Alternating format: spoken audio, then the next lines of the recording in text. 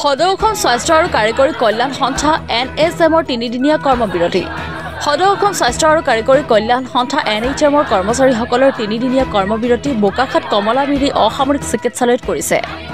বিশেষ নিযুক্তি প্ৰক্ৰিয়াৰ জৰিয়তে স্থায়ী পদ মেডিকেল কলেজ তথা আন হাস্পতালত দিয়া চাকৰিৰ নিয়মীয়া নোহোৱা পৰ্যন্ত সকলো NHMৰ কৰ্মচাৰীসকলক বেতন সুৰক্ষা সহ সপ্তম দৰমহা আয়োগৰ মতে বকেয়া সহ প্ৰদান কৰা আৰু 2021 চনৰ গেজেট নটিফিকেশ্যনৰ তথা উচ্চতম ন্যায়ালয়ৰ ৰায় মতে দৰমহা আৰু সম অধিকাৰ প্ৰদান কৰা দাবীত কৰ্মবিৰতি পালন কৰিছে